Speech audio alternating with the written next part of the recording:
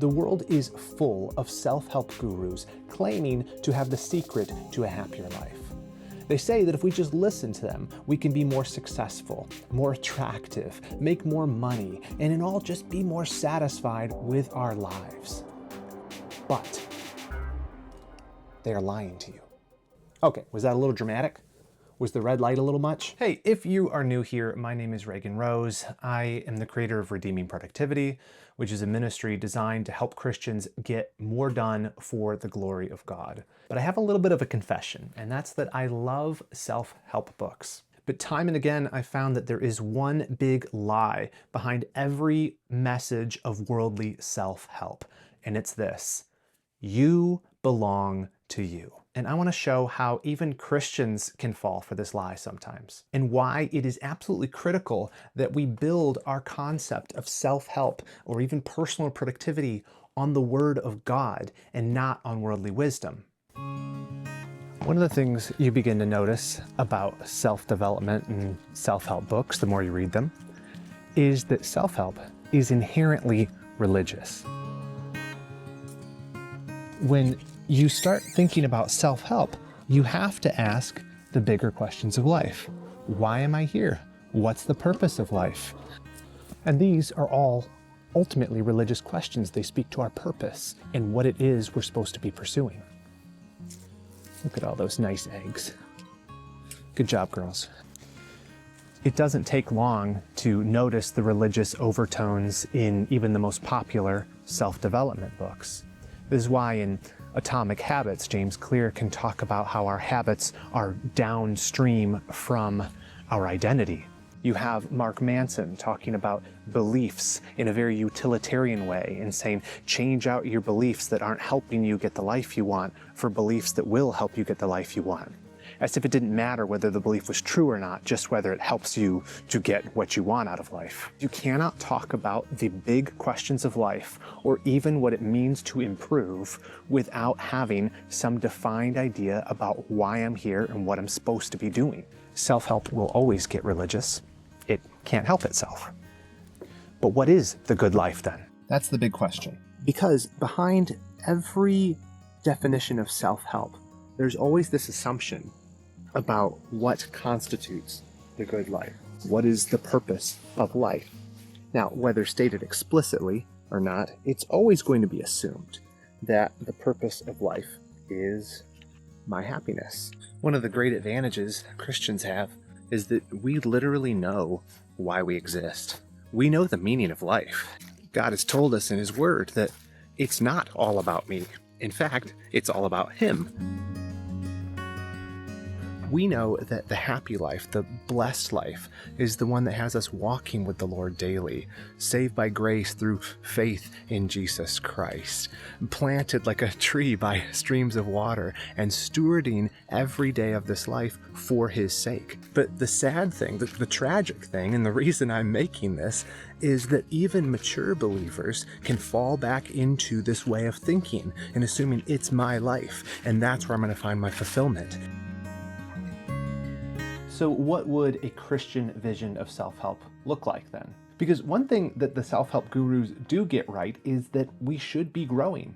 We should be seeking to develop ourselves. It still baffles me that there are so many Christians who are just content to stagnate. They don't care about their spiritual growth. They don't care about getting in the Word. They don't care about growing themselves, making them a better tool in the hand of God. It reminds me a lot of the wicked servant in the parable of the talents, who took the things that God had entrusted to him and he just buried them in the ground. So let's assume that we want to be good stewards of these lives, but we want to do it in the right way. What would that look like? So let me show you a framework that can help us think about self-development from a more godly perspective.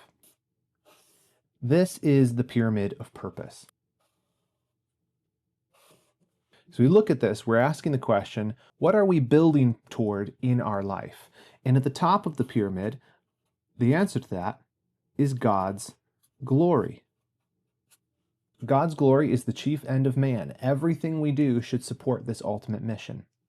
And so if we work backwards from that, how would we lead a God-glorifying life? Well, we might think about the different domains. These are the different areas of your life that God has given you to steward.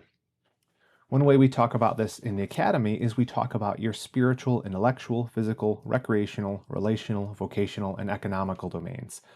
That sounds like a lot, but it's just a way of breaking your life down into categories so you can ask the question, am I being a faithful steward in each of these areas? So once you have these domains of stewardship articulated and what faithfulness looks like in each of them, then we can employ goals. Goals are simply a way for us to say, hey, I want to improve in this single area of life. Let me make a plan for how I'm going to improve my faithfulness in that area. This would be like an exercise goal to improve the physical domain of stewardship. This would be a spiritual goal, like reading through the New Testament. Right? You get the idea. We're employing the methods of personal productivity in service of greater faithfulness to God in each of these areas, in service of our ultimate mission to glorify God in all areas of life. And then we break these goals down into projects. These are just bundles of tasks that help us reach the goal. It's us breaking that goal down into here's the milestones, here's the things I'm going to do, here's what I'm going to track to help get me there. And at the very bottom is just our day to day. It's the tasks I must do, it's the habits that I'm practicing. These are just the little things in life, like finishing the paper for school, or sending an email, or reading your Bible daily, or going to the gym, or whatever those things are. And the purpose of the pyramid of purpose is to be able to holistically look at our life and strategically say, how do all of these fit together towards my ultimate objective? Because if you approach your life this way, and you're strategically setting goals, and you're breaking them into projects, and you're doing tasks and habits that contribute to that, you should be able to draw an arrow from any level of your life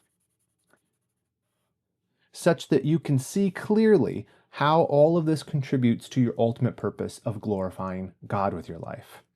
Thomas Watson said that the glory of God must be a silver thread which runs through all that we do. And that's exactly what we're trying to do when we use this framework of the pyramid of purpose. It's about self-development, but it's self-development for a purpose, the ultimate purpose, God's glory. When we understand personal productivity and self-help as just tools that can help us rather than a philosophy of life or a religion, then we can put them in their proper place and let them actually aid us in pursuing a better, more faithful stewardship of our life. But this requires some discernment. So I can appreciate that there's a skill to learning how to set and reach goals, and I can learn that from even some of these books. But I have to view it through the ultimate lens that the goal of all goals is the glory of God. I can still schedule my week and do my weekly reviews, but I do it with understanding that what I'm actually doing is stewarding God's time. It's not my life. And even as I pursue better habits, I'm doing it with an understanding that it is Christ working in me both to will and to work for his good pleasure. It's all downstream from knowing that I belong to him. I don't belong to me. Self-help and personal productivity make great tools, but terrible religions. So if you're a Christian who takes seriously God's call for you to steward your life for his glory, I would invite you to subscribe to the channel and follow along as I seek to help you redeem productivity.